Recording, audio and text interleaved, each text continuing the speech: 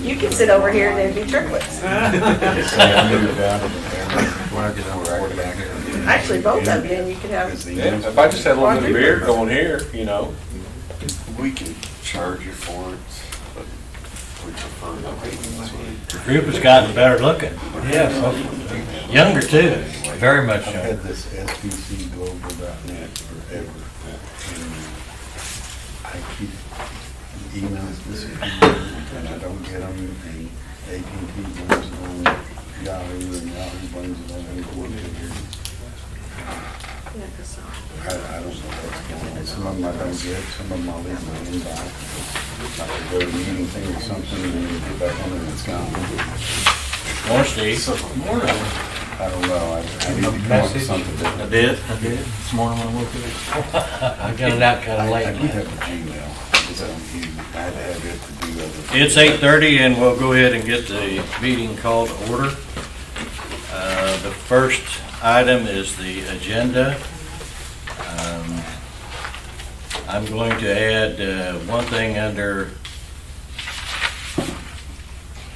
Jeff's portion, and I'm just going to call it Economic Development Fund, if that's okay. Move to approve as Amended. amended. Second? Motion's been made and seconded to approve the agenda as amended. All in favor, please say aye. Aye. Opposed, the motion carries. Minutes of the previous meeting.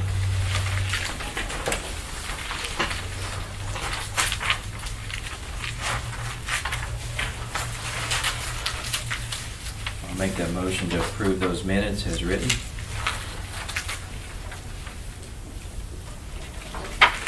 Second? Motion has been made and seconded to approve the minutes as presented. All in favor, please say aye. Aye. Motion carries. Tim, good morning. Nice to have you here today. Do you have anything you'd like to pass along?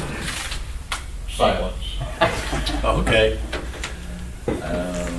I guess we'll move right into reports. Looks like wastewater's up, so. Good morning. Morning. Do have an action item for the break room and bathroom remodel. Bids were sent out to 29 area vendors for the remodel of the break room and bathroom in the filter building due to flood damage. We received one bid back from Septagon Construction for a total of $42,025. This is part of the FEMA project and should be reimbursed at 90%. Recommendation, motion to accept the bid from Septagon Construction for the break room and bathroom remodel for amount of $42,025. And So question, when it says it should be reimbursed, do we It- know that it will? Yeah, it's a 90/10, will be reimbursed. It Okay. should be, Okay, will. yeah. And just the other, and I did go out yesterday, Eric showed me around, looked at it. I don't know, it does kind of seem high, but anyway. Do we have anything in place, you know, we've got 29 others that didn't bid on it.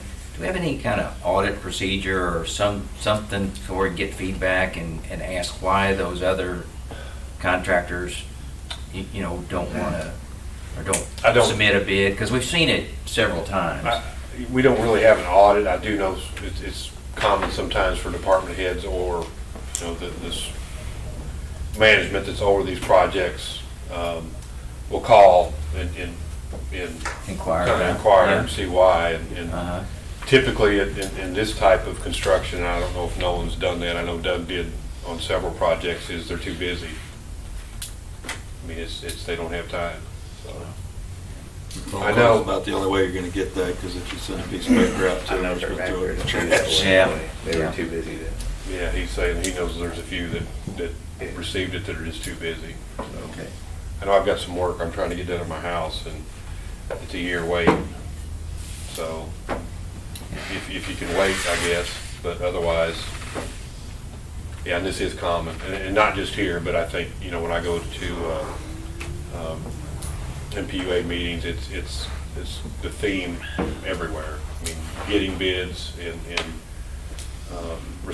even bid responses is pretty tough right now. Okay. Thank you.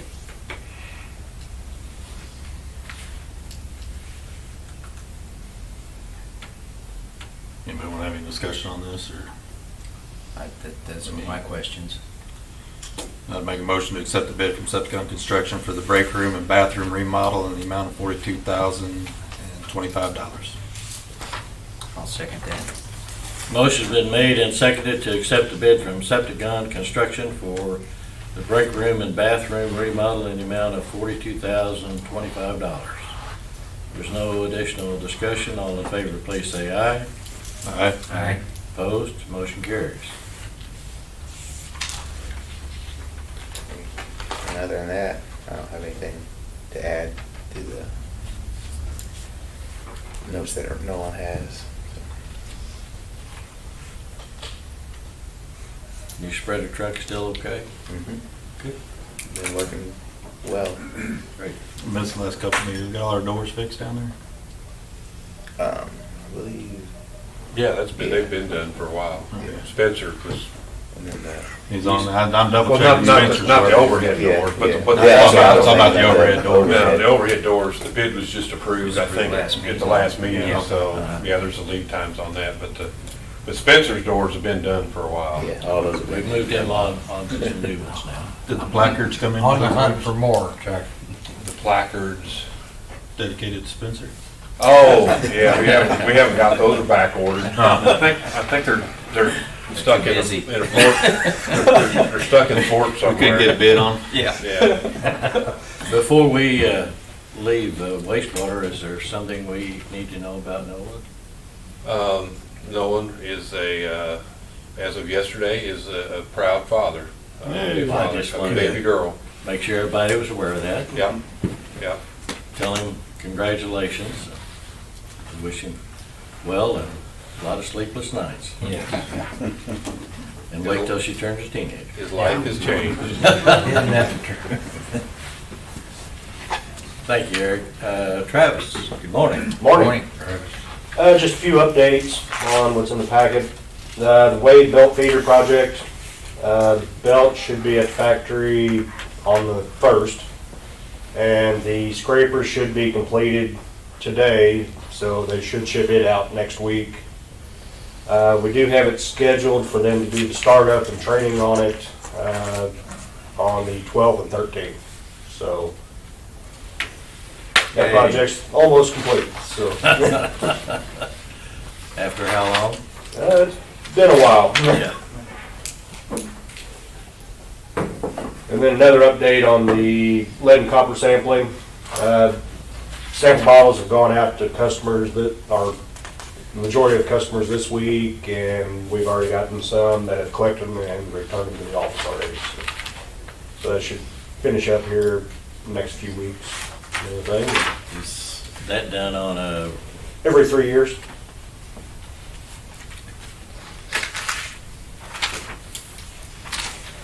any questions for Travis?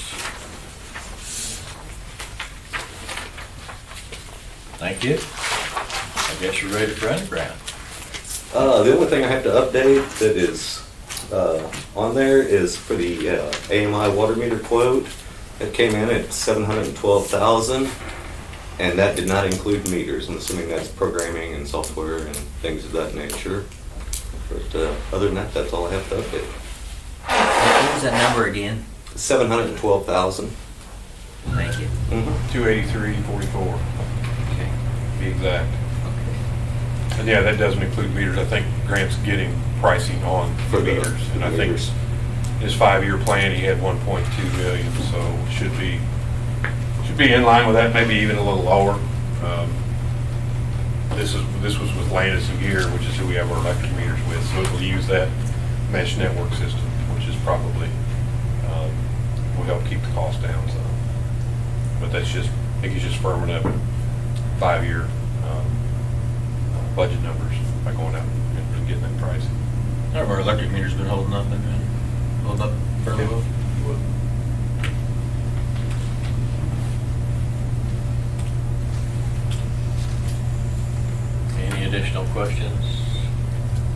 Thank you. Jim, good morning. Morning, Jim. Pretty much business as usual. I think Coleman's done down there in the southeast part of town and moved out to Fort Shackelford. I think he had some equipment problems, so he shut down for a couple days, but he's making pretty good progress. My guys have just about finished in the Lime area with all the splicing and started pulling fiber in the Wildcat area up north, so we're still hooking people up and putting fiber in the ground. Great.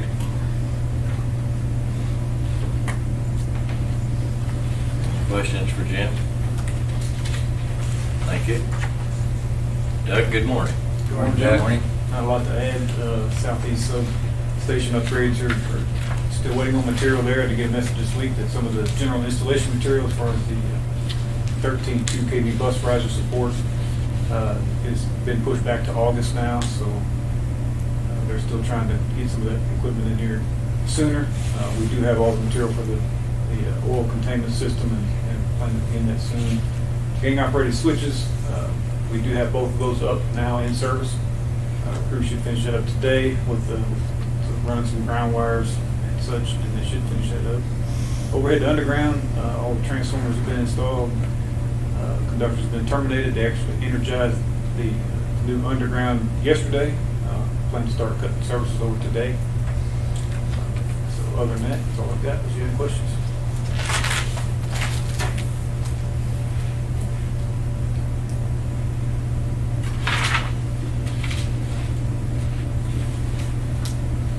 Any questions for Doug? Thank you, Doug. Earl, I guess you're up. Good morning. Good morning, gentlemen. The 1011 lighting upgrade is going well.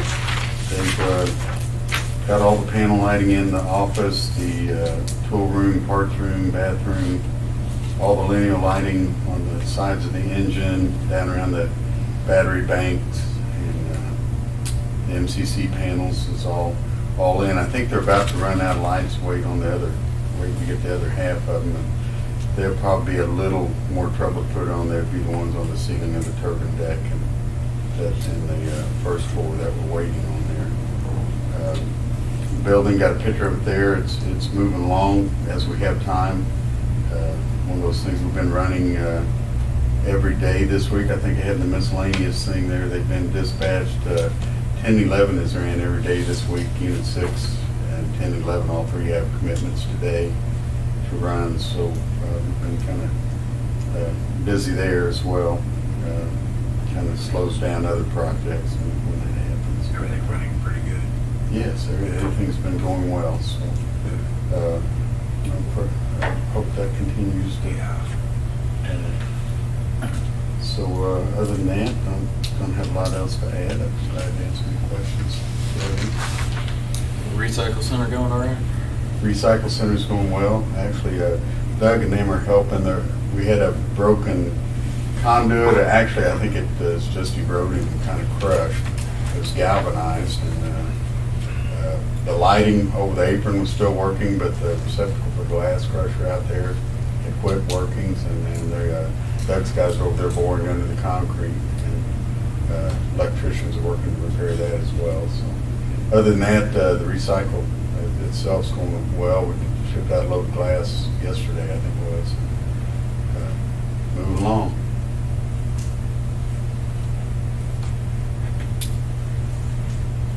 It's good. I guess our mixed papers, the city not putting mixed paper in there now? Yeah, but I think 60% of what they brought was commercial. I don't know that you guys have seen, I think they've seen a small uptick in drop-off, but That place is busy. It's amazing how many people use it. And it does seem like it's been a little busier, but I don't know, as product-wise, we're down much at all. You know, they were still doing the commercial part of it, which I think is where a lot of it comes from. And I think, you know, there are probably some people, I do know they've seen an uptick in what's going to landfill, which is telling me something. They can't sit at the curb. Some people's not bringing it over to the center, but some people are, because it does seem to be busier over there.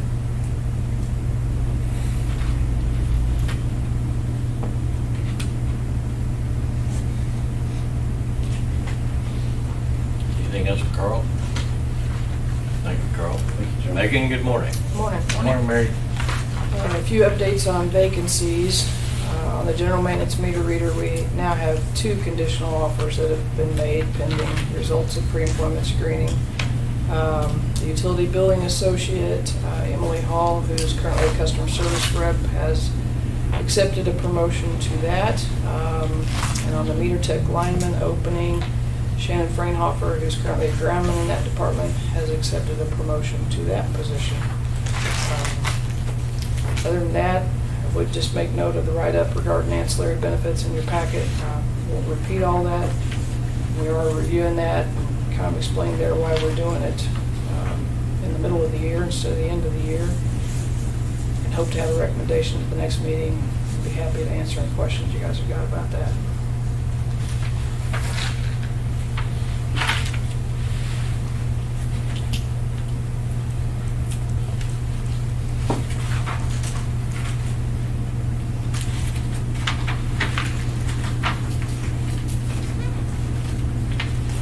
So is that kind of an unusual loss experience? Yes. Very much so. Kind of deters people from wanting to bid. That's part of why I think shopping now is better than waiting until the end of the year when we get our renewal. We've had the same rates with standard 12/1 of 19. They gave us a 3-year rate. So they got a lot of catching up to do when they present a renewal at the end of this year if we're still there. So, and part of that is 2 life claims that were paid, which is thankfully highly unusual for us. So.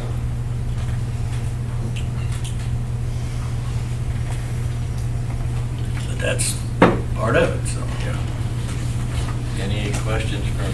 We making any adjustments to this hot weather, or guys staying hydrated I know and taking they- care of them? Yeah, I know Chase has been buying a lot of Gatorade, and I know folks are trying to get the harder work done in the mornings while it's cooler, so.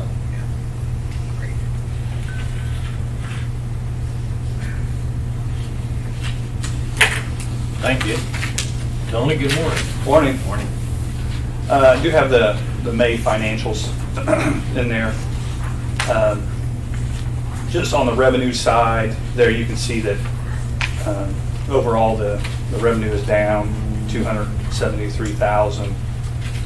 The big reason, if you kind of look through the detail there in the back, the big reason is you'll see our generation revenue last year was $469,000 for the month of May, and this year I think it was only $2,300. So on the electric department side, that's really the big decrease there. This is from our generation last year.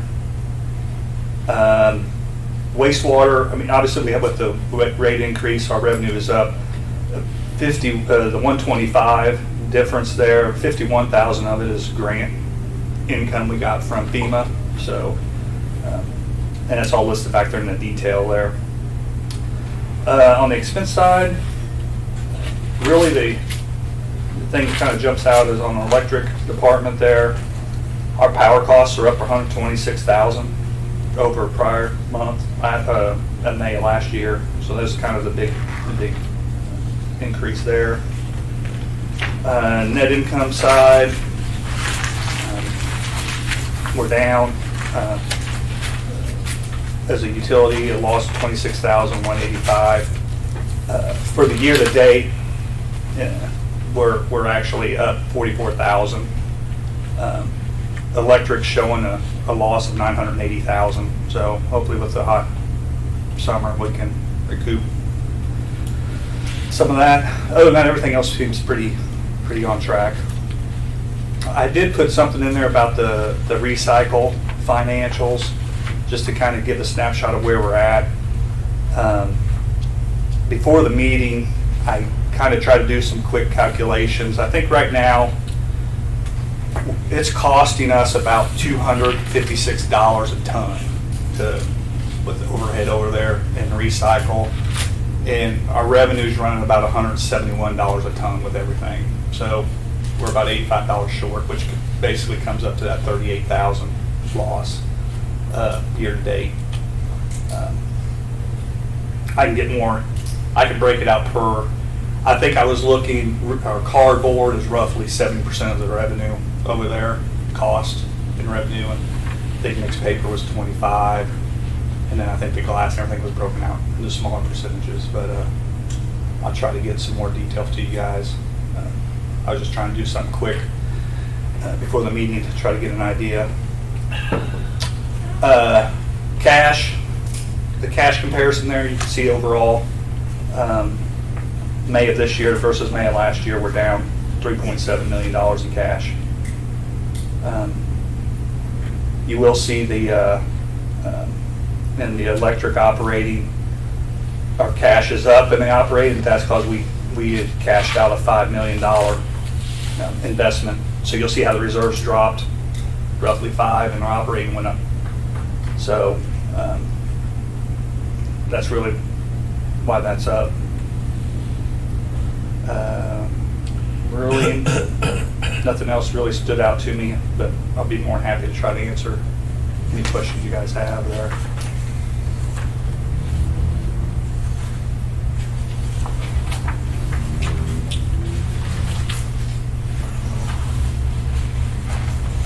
You'll see the reports there. In fact, the detailed reports kind of look a little different.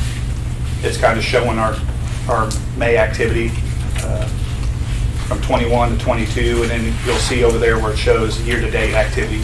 So you can kind of see the variances. I will say that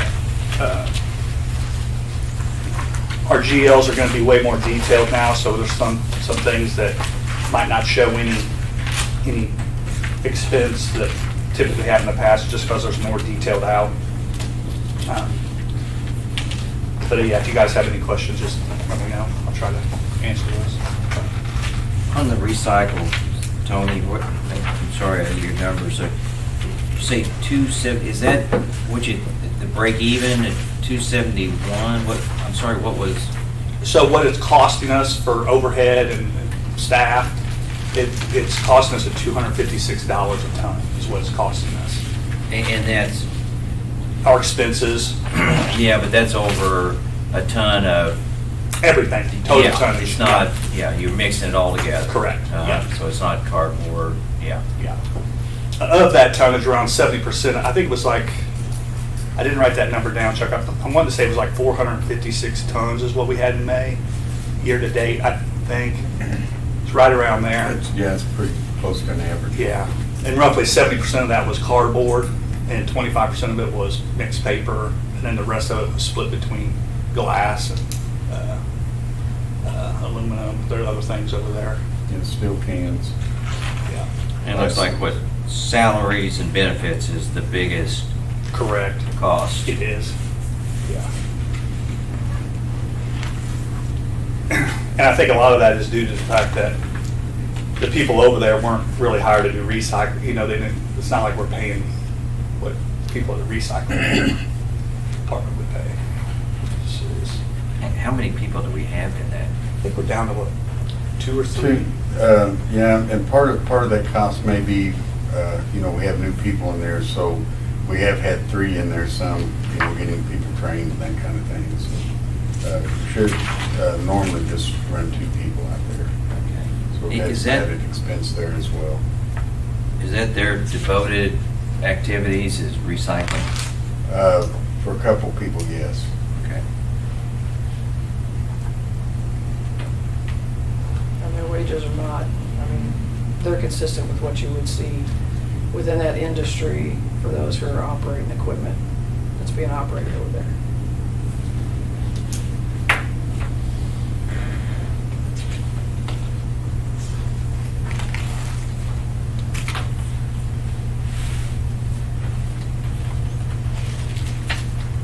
Important thing is we're saving tipping fees for the city.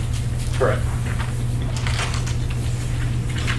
And that was one of the things I did hear from down at the city, that their tipping fees went up since,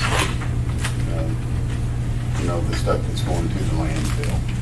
That's why I was saying that uptick in what's going to the landfill. They're seeing more tipping fees.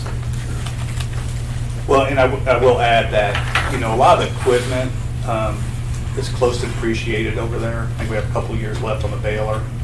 At the time, ConAgra was absorbing a lot of those expenses. They were absorbing pretty much all the utility costs, all the depreciation. But now this, the city is the only one over there, so they've kind of picked up all that.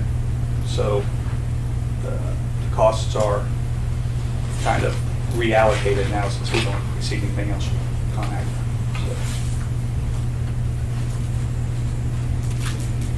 Which you'll see why the revenue is so much more last year than it is this year.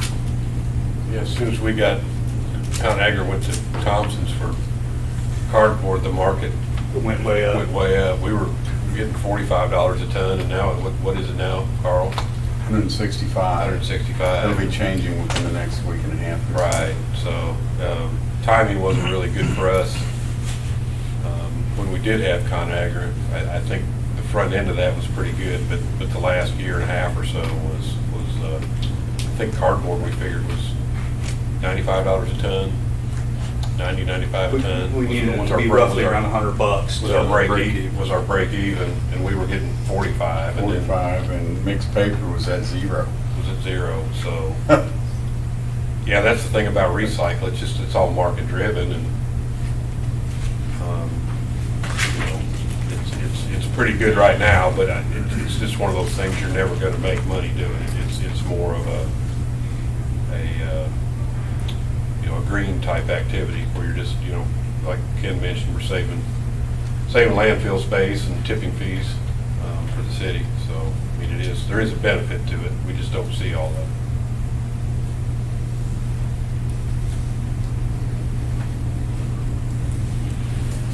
Any questions for Tony?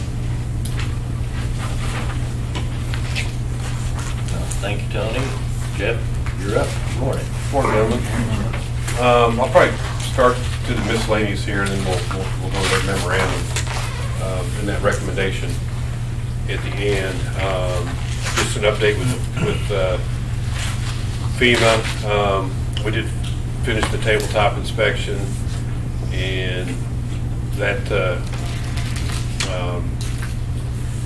Category F project has been completed. It's submitted to the Consolidated Resource Center for approval.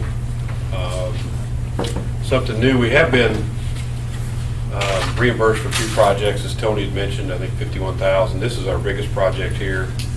And those checks actually come through the State Emergency Management Agency, through SEMA. And now to get those, you have to have we've got to get a system for award management registration. We've got that completed. We're waiting for that to be, I think it passed the IRS test yesterday. I got an email, so there's a few more things, but we had to get that to get this award, so getting closer there. That'll be a 6-figure project. The break room remodel will be included in this. We did have an estimate. The door bid we sent to them, we'll send this bid in there as well, so they kind of finalize that, but we're getting close to the tail end on the FEMA reimbursement for that flood damage. Did have a meeting with Burns McDonald yesterday regarding the ARPA funding. As I mentioned before, if you include the entire town of Marshall, we don't score very well on a 140-point system. I think we tallied 35 points. Working with Burns McDonald and DNR, Marshall's made with 4 individual census tracts. So we selected a census tract that would provide us the highest score possible for Marshall. That's the northeast section of town. Grant identified sanitary sewer main projects and water main projects in that area to submit. Sanitary sewer work in that census tract. We're going to submit $300,000 for CIPP, and then there's $900,000 worth of open cut sewer projects. That's all 6-inch mains that you can't CIPP. So our new minimum for sewer is 8-inch. So we've got 1.2 million we're going to submit there. Water main, we've got 10 projects that were in our owner supervised plan that we're going to submit. The total cost for those projects we're submitting is $900,000. So we're looking at total request between sanitary sewer and water mains, sanitary sewer lines and water mains of $2.1 million. So I don't know what the odds of us getting those awards are, but we're submitting projects in areas that give us the best possible chance based on the criteria required for scoring. So I know when I was talking to her yesterday, anything greater than 20% match gets maximum points. So we're going to propose a 21% match. So we want all the points we can, but we don't want to overdo it. So that's going pretty good. We hope to have that wrapped up next week and get submitted. It's one of those things you want to cross your T's and dot your I's. Once you submit it, there are no changes. It's when you press the send button, there's no coming back. So optimistic on those, but I think we won't know anything until October. Unfortunately, that would be after our budget is done. But we're not getting anything for North Street or the plant because those serve the entire town. But we're still trying to get the dollars we can for those departments in other areas. So Grant put together a pretty good. I was a little bit worried we'd have trouble coming up with projects that were this amount, but Grant was able to do that, and I feel pretty good about what we're submitting there. MPUA quarterly meetings. Just a note there, the resolution for purchasing the solar farm and bonding was approved up to $59 million. That is for although all 10 farms haven't been purchased, we want to go ahead and get the financing in place. Everybody knows what's going on with interest, so try to get that wrapped up. Of that $59 million, Marshall is responsible for 7% of that, or $4.13 million. Although we don't have debt on the books here locally, we have debt we owe on several coal-fired plants and some other projects in the tens of millions of dollars. So it's just important to keep in mind that we do have liabilities with our power pool for some of the projects that we have joint ownership in. Kind of moving on to that, I think I got word yesterday, MOPEP is a part owner in the ITAN-2 coal-fired power plant. That plant tripped offline yesterday morning. That's 2 of our 4 coal-fired power plants are down right now, which is not good. As Tony had mentioned, usually our budget for revenue and expenses is kind of loaded on the back end. We kind of make up. We always run behind until we get to June, and then that's where the electric sales picks up, our revenue picks up, which that may happen, but our expenses are going to be substantially higher. We're probably looking at power in the $80 range potentially. We were in the $70 range with Plum Point down, now that ITAN-2's down. So Mike Seifert, their generation manager, he's going to be providing updates. Hopefully that's not a long outage. Hopefully it's short, because it is summer and we do need that's our hedge against the market. If you see, we got 66% coal. Now we're probably down to 33%, so half of that's, and we're having to make that up with market power purchases. Fortunately, gas is down to 5.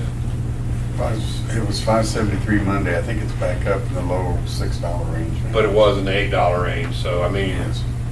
$6 gas shouldn't be good news, but today it is. So just kind of wanted to make the board aware that those are the kind of things that can happen that throw wrenches in our budgets. I mean, there are things we don't have control over but have to be prepared for. So we'll see. If I get some updates from Mike, I'll pass those on to you guys. I think he had the pictures. Mike usually does a pretty good job of reporting when those type of events happen. So I think that's pretty much all I have as far as report-wise. I did update the peer review summary. We'll get some costs. I know Chuck, you'd asked about utility costs. Really our costs are our costs. I mean, we're not for profit. We don't make money, but we sell everything at cost. I mean, we don't. There's no markup. But I can break those costs out for you as far as production costs and administrative costs. and- Overhead. Yeah, all Yeah, that because stuff. that may be where it's at. is Right, overhead. right, but just as a general statement, I mean, our costs, we sell water, sewer, and electric and internet at our cost. I mean, we're not for profit, we're a local utility, so I just wanted to, let everybody know that we sell stuff at cost. Moving on, if you guys don't have any questions there, I do want to mention Megan's, and I was pretty happy with what she came up with. Calendar schedule for Facebook posts. I think that's something that we haven't been taking full advantage of. We do a post every 2 months, or when there's something. Now we're going to try to be a little more active there. And I think that's just one of the things we can do. We won't have a formal enhanced communications plan yet. That's something we're working on, but that's a step in the right direction. I think she did a good job putting that together. And she's also working on, we need to update our webpage, so she's been looking into that as well. So our webpage hasn't probably been updated for quite some time, so we're looking to kind of modernize that just a little bit. And I think that kind of goes along with the customer communications as well. And if you guys don't have questions, we can move on to the memo.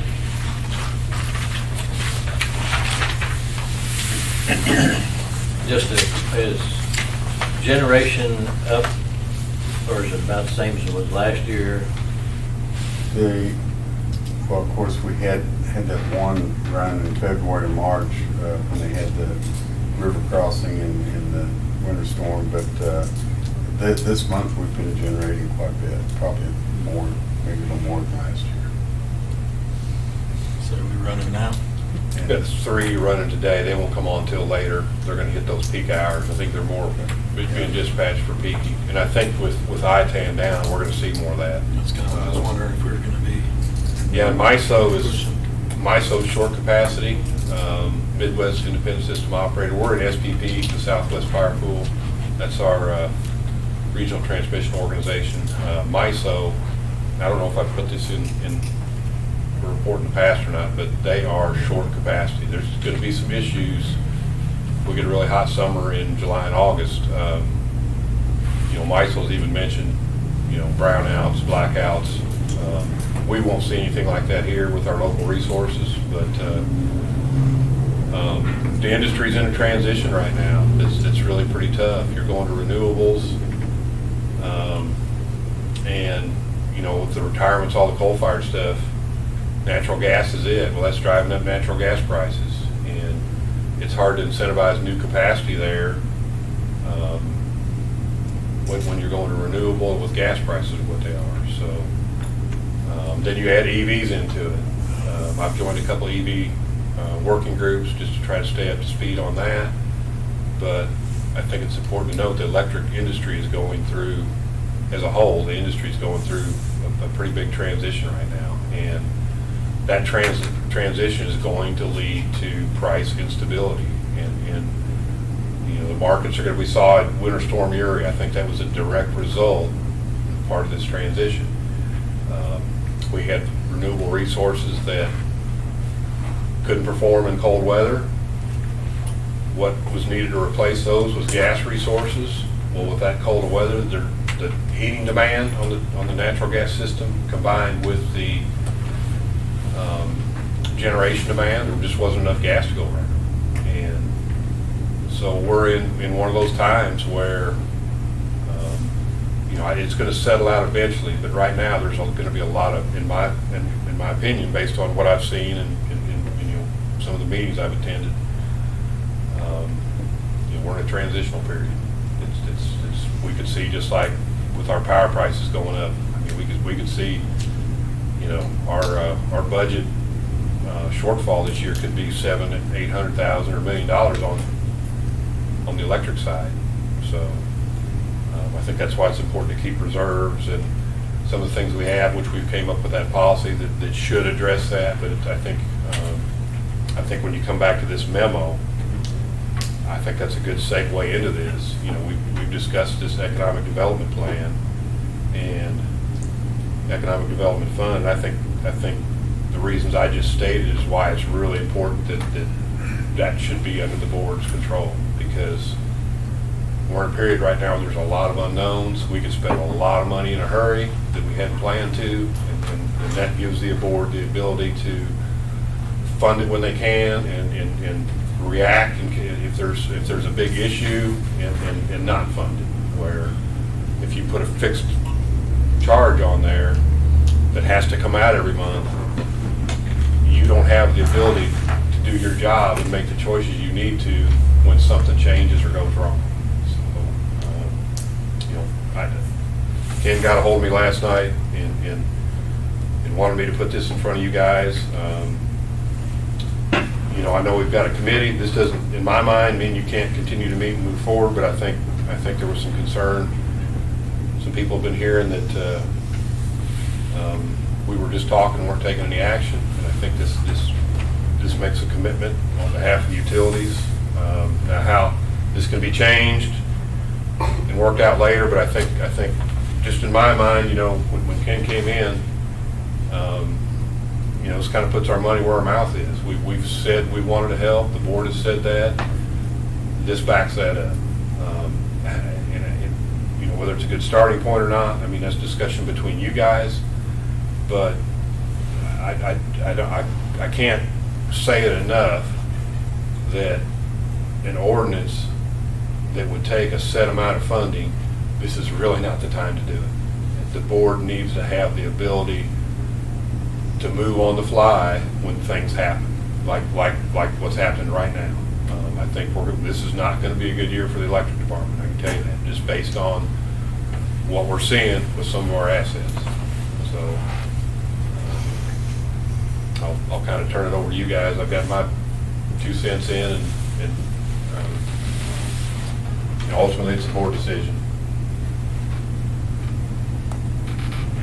You guys are on the committee, but Right. I'll just kind of explain where I'm coming from. I got a memo from the mayor, and I felt a need to respond to that in some way.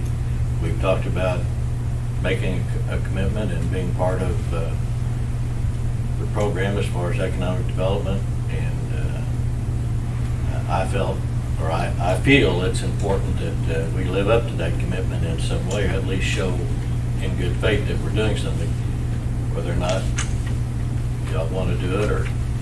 I don't mind the good faith part, but as a board, we've asked for stuff from the city for the last 4 or 5 years that still haven't been done. So for us to go to one committee meeting and have to come up with a memorandum, to me is ridiculous. It's not time. We haven't talked about it enough. We haven't done enough. And we're doing this to appease to what I'm considering as being a bully. It's the same thing that's happened again and again and again. You know, we haven't come up with a city cost for utilities. We haven't come up with them being more efficient in the things that we've asked them to do 4 or 5 years ago whenever we took over, when we absorbed their utility costs. Steve, you ever gotten reports on that at all? No. Nothing? I've never got one report I've ever asked them to get. And so we have one meeting and then this comes out of it? I mean, to me, this is just taxing our citizens again. And they want to take it over to the general fund. It's ridiculous. If they put a memorandum out there where we got to keep paying no matter what position we're in, that makes no sense to me. And it's getting very frustrating that every meeting we go to, this is what comes out of it. Oh, you got to do this, you got to do that, you got to do it right now. I mean, it's stupid. And I'm tired of dealing with it. You know, give us the time we need to do our job correctly, or get rid of the board. Why am I here? You know, we sit up here and we do a good job, and every time the city's come to us for something, we've done it. No matter what's happened on the backside, they really don't care about that. We've done what we said we're going to do, and we'll do this too. But don't come pressure me to do it in a situation that I'm not comfortable doing it in. Give us the time to establish it. Give us the time to set it up the correct way. Give us control of it. Give us our rates back. Give us our budget back. Let us keep doing it how it worked for 100 years to make it successful. We got award-winning utilities here, and we're getting run over. And it's not time for this. It's a terrible time for this. We'll help them in any way we can, but they keep forcing our hand into doing this stuff. It's going to hurt the ratepayers. It's going to hurt us, and it's not being done the right way. So what point in time do you put your foot down and just say, no, we're not ready for it. We need more meetings. We need to establish this the correct way.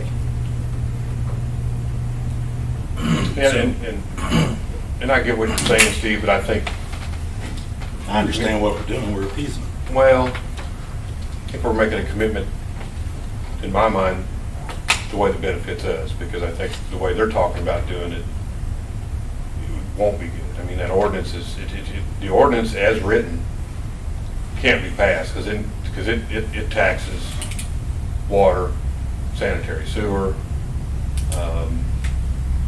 where we already have shortfalls.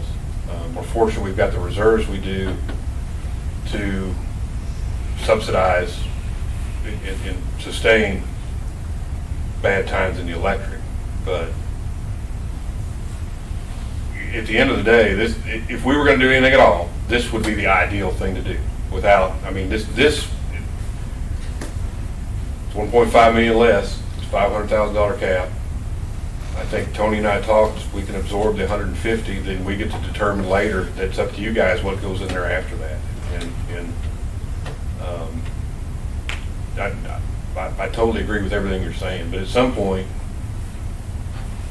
you know, this has got to stop. I mean, we can't continue. I spend too much time, my staff spends a lot of time, too much time. We've got so much going on. At some point, we need to put this thing to bed and move forward.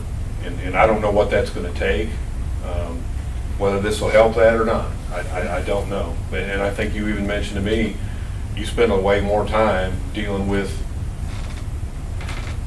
issues with the city, whether it's an administrative fee or economic development fee or whatever, than you do on board matters, because that just seems to be,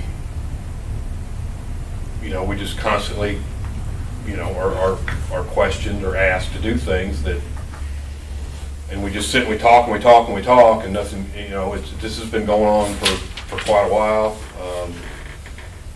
I don't see it personally as caving into them. I see it as trying to help the community in a way that doesn't hurt the utilities. And you know, I don't know how they will see it on their end, but whatever happens, control of this money should stay with the board. I wouldn't be doing my job if I wasn't saying that. There's just, the utility industry is so much different than any other industry, you know, especially right now with the transition in the electric side and the market volatility. I mean, you can look at our bank account and say, hey, these guys got money. Well, that's because we've been good stewards of our customers' money, because it's not our money. They pay it to us to reinvest it in utility infrastructure, and that's where we get award winning, because that's what we do with it. But it's easy for people that don't understand the industry to look at that dollar amount and go, wow, why do you need all that? Well, I hate to say it, but I think we're getting ready to find out. And it's things out of our control. So this would keep that in the control. And to me, it's a minimum amount that, you know, if it helps, that's great. You know, they've talked about an ordinance, and again, I wouldn't be doing my job if I wasn't saying this. Give the board an opportunity. If we set up something, it has funding in it, and they come with a valid project, and you guys say for some reason you don't work with it, that's the time to write an ordinance. But until we've never given them a reason to do an ordinance. And I guess I think we could all agree there. The board has never given them a reason to do an ordinance. They've always... No, but they've done some. I know. So I know. But, and I'll give it back to you guys. Okay. But I just... On the 23rd of June, Steve and I met with subcommittee. We met with Councilman Craig Thompson and Councilman Ashford. Now, from that meeting, there were really no commitments. There were probably more questions than there were answers. And as we left that meeting, we agreed that, we would reconvene. We wanted an opportunity to speak to the board and the leadership. And, so then this comes up. I know I've been an advocate, and I still am. I would like for us to schedule a work session to discuss our subcommittee meeting, what came out of that. And I'd also like to table this until we have that work session. And also, I believe that this is something that, however we feel about it, that we could take it to that, within that subcommittee and have a discussion with the council members that are on that subcommittee and get their feedback. And, maybe that's, rather than us just sit here and pop up this memorandum and approve it, I think we need to, I thought that was the purpose of the subcommittee, for us to collectively, determine what we could do. So if this is something that we think that we can agree with, then let's take it to that subcommittee, and let's take it to the city council members and see if that's, if they're in agreement with it. That's, we got to work together. That was the whole purpose. One of the things we talked about was getting our reserves up to minimum before we started investing into this economic development fund. We're not where we need to be to begin with. No, but we did, Steve, I think there was some discussion around what could we do immediately. I recall that. Now, maybe I'm all wrong, but and this is maybe something we could do immediately. And to me, that's why we need to take this to that subcommittee. So that's where I stand. I really do believe we need to schedule a work session and have more discussion around it. And I think, Tony, you can expand on the funding a little bit more. That's something we discussed yesterday when we put this together. Really, on falling below that reserve amount, I mean, there is that chance or possibility, and that depends a lot on timing, and just to add to it, kind of what Steve said, we've got to do our insurance reserves. Right now, we still have separate insurance reserves. Those we need to present something to you guys to have those put into regular reserves and no longer have that account. We've got to have interdepartmental loan commitments that we're committed to. I mean, we've got money that we're committed to spend, a bulk of it at the wastewater treatment plant. We've got to get an interdepartmental loan policy. And I think what we discussed yesterday was we can do this 150 to show good faith, and then that gives us time to get to the budget, to get some of these things, concerns Steve has worked out, to see how we can move forward from that point. So, and Tony can expand on that a little bit, I guess.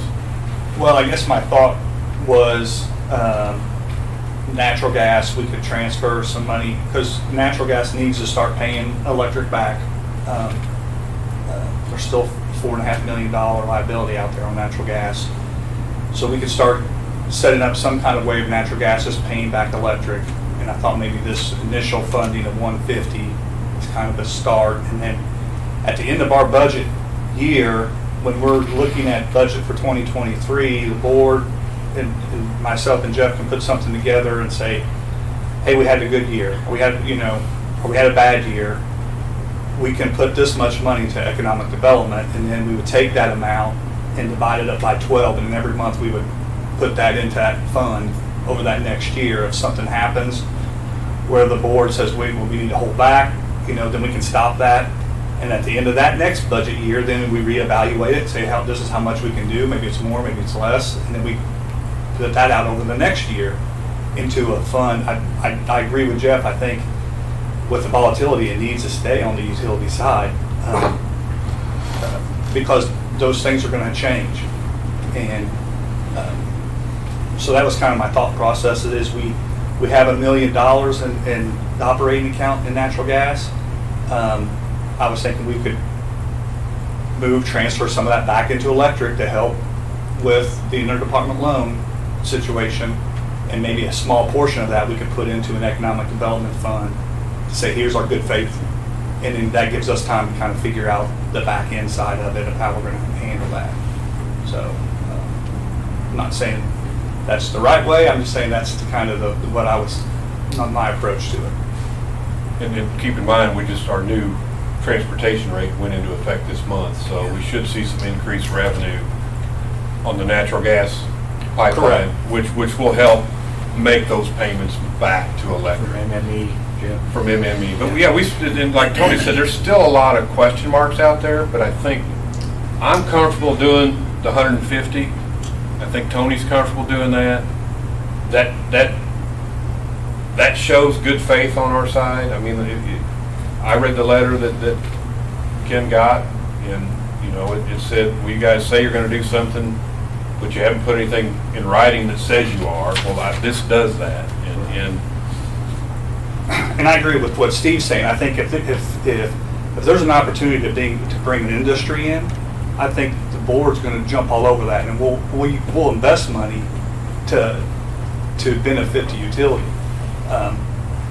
To me, in my head, I think that's the only thing that there could possibly be a disagreement is what you guys consider economic development for the utility and what the city might consider economic development. That's where I'm coming from. I have yet to see the council give us guidelines for what they consider to be economic development. That may not be important, but what they consider to be economic development, we may not consider to be that. Can they go out and buy a dump truck and consider that economic development? This may not be important. I'd like to see some guidelines. Well, and I think what you're saying, Spencer, is I agree with, because if you don't do that, you're going to have some conflicts down the road. And I think if you come up with an agreed upon project type up front, you're going to prevent issues down the road. Yeah, there's a lot more thought and stuff that needs to be put into this, and maybe today may be not the day to do it, but I mean, it's starting some conversation.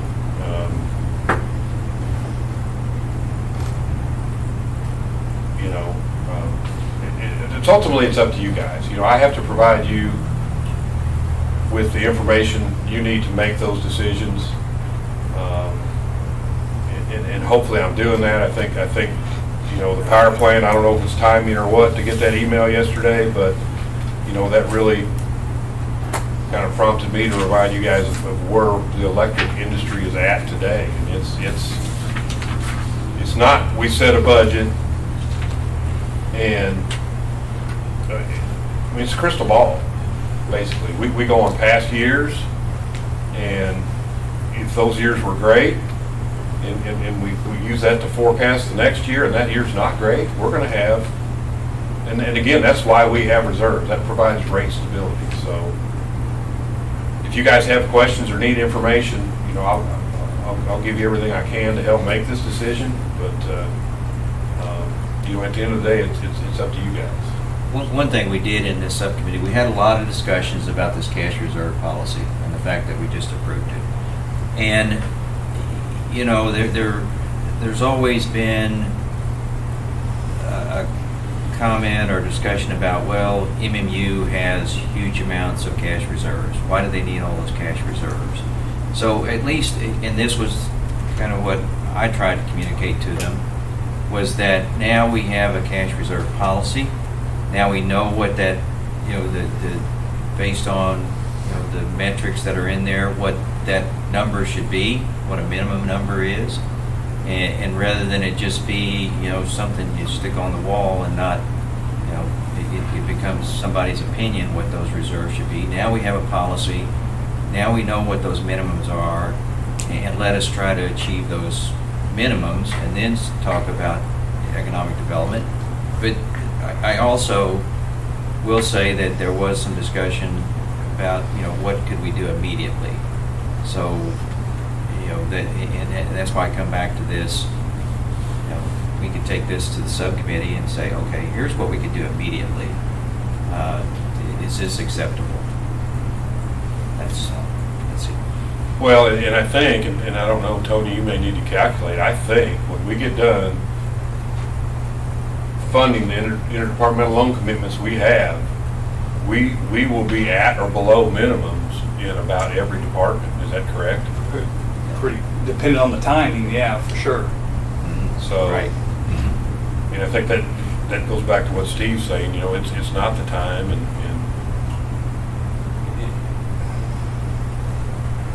it's, yeah, it'd be just nice if they could come ask when they needed it, and like in the past, and we didn't even have to do this, but for some reason, an ordinance is definitely not. I mean, if we're gonna have to do something, it has to stay on this side. I cannot emphasize that enough. That it will really handicap the board and its ability to make decisions and run this business if authority over part of the funding is taken away from it.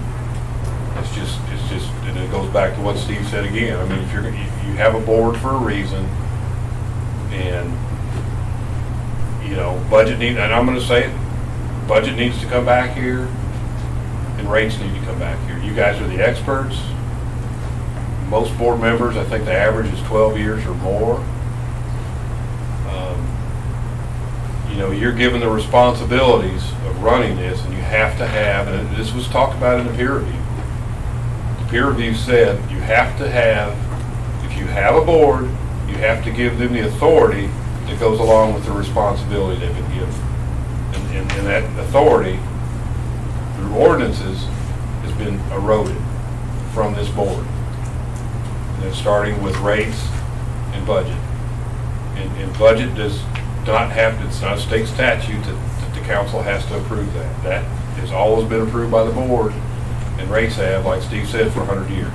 So, I mean, but we got to get through this as a board and a council where we can get to work and move forward. And I don't, hopefully this will happen, but we need to be, the board needs to be appointed and allowed to do its job. It's always run well for 100. We're not in the shape we're in by accident. And just you don't end up like we did, or like we are after 100 years by accident. Here's my problem. What's next? Yeah. Well, I think the reason the ordinance is not a good idea is that you try to find another utility, municipal utility that transfers to the city what we do. There's just not out there. I mean, it's not even close. And I think adding another ordinance for us to transfer more money to the city is just putting us way out from everybody else. We're already kind of on our own little thing, and so I think having a fund on our side, and maybe the board, maybe we need to use that economic development fund for infrastructure or something.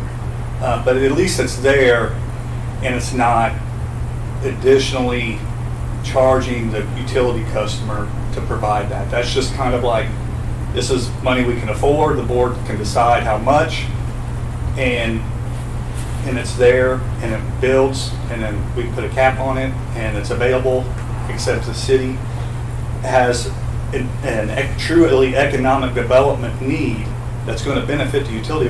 I don't know why you guys wouldn't want to contribute to it.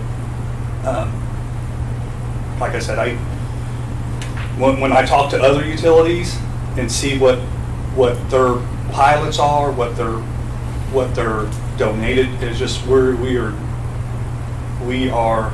A lot of pressure on us. Yeah, I mean, it's just, that's what kind of, I don't want to say scary, but it makes us a little nervous because you can't find anybody else like us that's doing already what we're doing. Well, in Lebanon, where this idea came from on the council side, 5% electric pilot. It was only a 1% fee for a short period. Correct. 1%. We're at 10%, and what was proposed was 1.5%. So that puts us 5.5% ahead of Lebanon right there, what our city receives from the utilities. And ultimately, it doesn't matter whether it's added on to or taken off of. I know there's been some debate over that. All the money comes from the customer. It doesn't matter whether you add the pilot onto it or take it off. That comes from the customer. This 1.5%, if it was an ordinance, comes from the customer.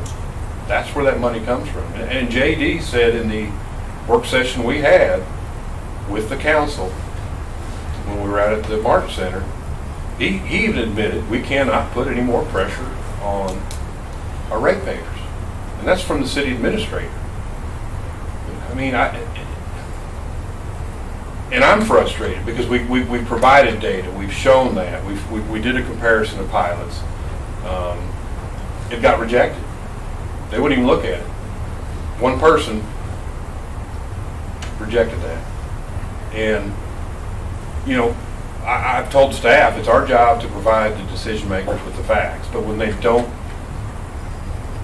take the facts or listen to the facts, you're not going to end up with a good decision.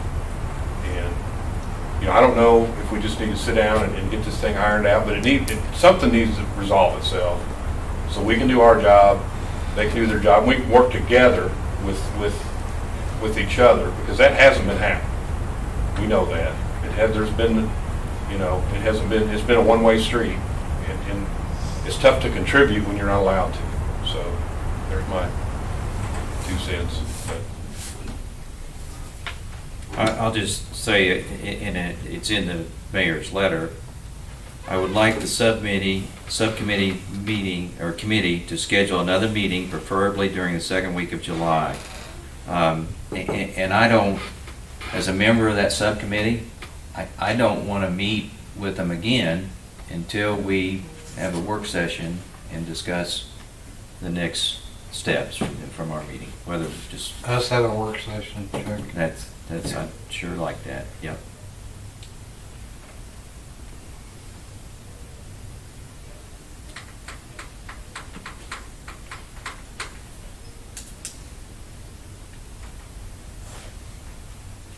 Wait, Chuck, was that a motion to table that? I can do that in a motion, if we're done Well, that's up to discussing. you guys. I just want to make sure we weren't, didn't leave something I hanging. don't want to, stop discussion if we want to discuss it more. Just so you all know, my point of view was, back in, I think it was 1988, the board established a economic development fund. That money was used to put up a spec building out here in the industrial park,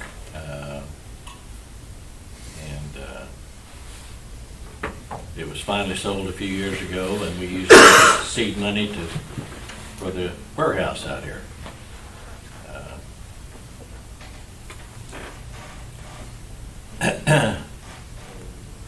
If, from my perspective, if we can refund the economic development fund that was set up way back when, and have that available if something worthwhile comes up that could be used, it's a separate line item that can be used for economic development, or if the utilities gets in a bind, it can be used for whatever else. The control of the money stays here, but it is available, earmarked for economic development. Whether or not that's important, that's up to you all to decide.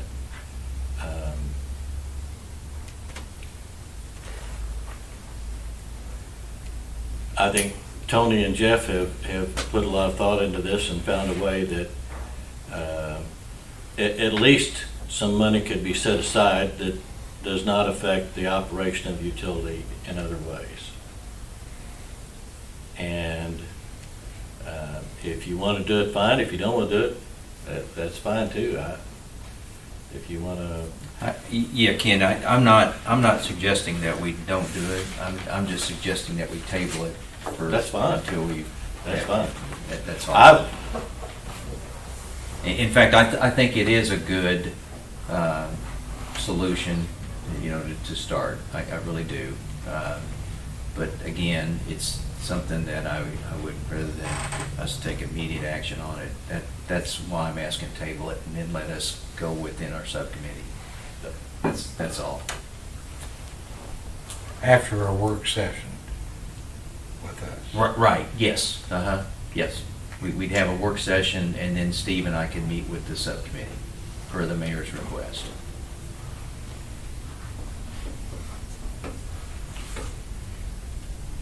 So if there's no other discussion, I will make that motion that we table this memorandum. We schedule a work session to discuss economic development. So that is a motion. I'll second. Motion's been made and seconded to table the memorandum and discuss it in a work session at some future point. Any other discussion? Yes, you want that pretty soon, Chuck? Yes, yeah, because he's asking us if we can meet, the subcommittee can meet like around the second week of July. So, yeah, if we could maybe next week. When are you guys gonna be around next week? Yeah. After the 4th? Yeah. Maybe get around. Unless I get blown up now. Okay, Still have to have the next meeting then with the committee the next week. yes. Why don't you- Yeah, I'll make sure I'm around. Okay, you available? Mm-hmm. Yeah, let me know what works for everybody, and we'll just set Okay. something up, you know, whether it needs to be during the day or the evening, or whatever we need to do to accommodate your guys' schedule, and I'm we'll make it work. Yeah, I'm kind of more to fit your all schedule, what works for you all. Let's just do it, you know. You wanna do next Thursday, 9? What's that? We have a staff meeting next Thursday at 8:30. We could do 10, maybe. We get a staff meeting in an hour and a half. Maybe not. Let's do later, because we're getting toward the end of the budget year, and we may have, Are you gonna do Wednesday? Wednesdays work good. Wednesday mornings, Wednesday the 6th. 6th, Wednesday at 9 would work. What's that date? the July 6th. 6th. Yeah, I think I'm okay. that works good for me. I'll make it available. Yeah. Okay. Wednesday at 9, Yep. the 6th at 9, okay. Yeah. Any other discussion? If not, all in favor, please say aye. Aye. Opposed? Motion carries. I guess, anything else, Jeff? That's all I have, unless you gentlemen have any other questions. We're ready for cash disbursements. Where y'all wanna have that meeting at? Have it here. Here. Here. We'll have it right here, if that works for you guys. Yeah. Okay, yep. Could have it at the office too, I guess, Yeah, if it's just us. And here's fine. I mean, it's open to the public. I already put service center in. Okay. It's up to you all. Yeah. Yeah. Right. We're here, Steve's already committed. Okay. Done. All right.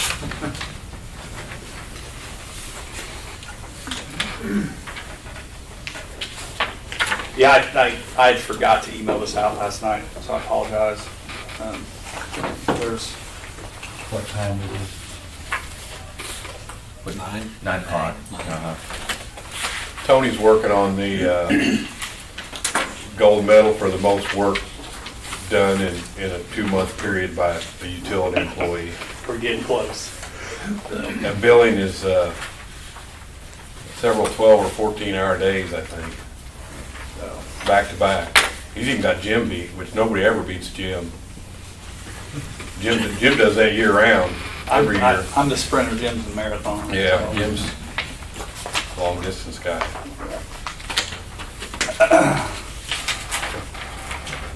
There's a couple of bigger items in here. Burns and McDonald, obviously,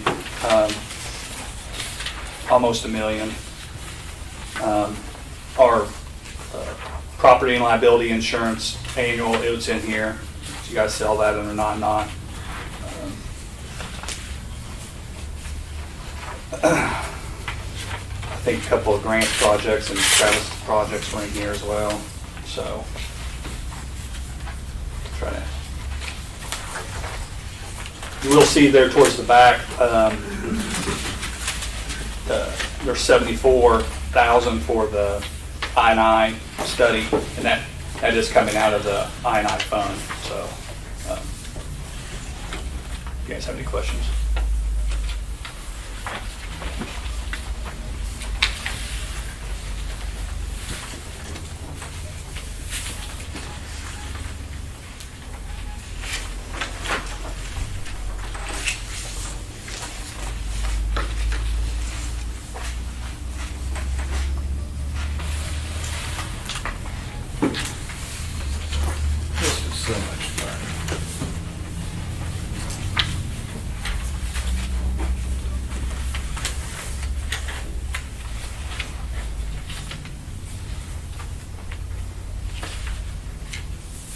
Around how much have we paid Burns McDonald at this point? That's gonna put us probably close to 4. It's not gonna slow down anytime soon. It's, they're really starting to make ground. We had a progress meeting yesterday. It's gonna start coming. Well, just like Eric was talking, they've got, of course, you had to tear out what was in the basins, and then before you start to build back, well, they got a lot to build back. They got a lot of concrete poured, stuff's coming in. I think all the clarifiers are on site, the drives for the clarifiers, the building's coming in, the next, all the conduits laid, it's getting ready to, we started, and the biggest cost is the aeration bridges, blowers, and that equipment. That's the, and when that hits, we're gonna get some pretty good sized bids. I was expecting 2. It's kind of where I was thinking we would have gotten, but it was only. Yeah, they're running a little bit behind on, Yeah. I mean, what schedule they originally gave us, the payment schedule is behind, which isn't really a bad thing. I mean, we know it's coming though, so. But that'll be a huge step forward, and I think that's, you know, something Tony and I've discussed. You know, we've talked about the loan and the payments that are coming back, but there's gonna be some efficiencies gained on this new equipment, so I suspect our utility bill down there, right now it runs 37,000 for electric, and that could be in the 20-some thousand dollar range. So, you know, once we get that up and operating, that's, there's just a lot of going on right now, a lot of puzzle pieces and every one of them ties to money one way, shape, or form, so. But yeah, that hopefully we see some savings there.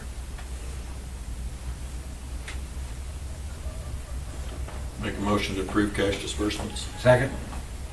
Motion been made and seconded to approve cash disbursements. All in favor, please say aye. Aye. Opposed? Motion carries. Next board meeting is scheduled for July 14th. Is that okay with everybody? So far. Entertain a motion to adjourn. So moved.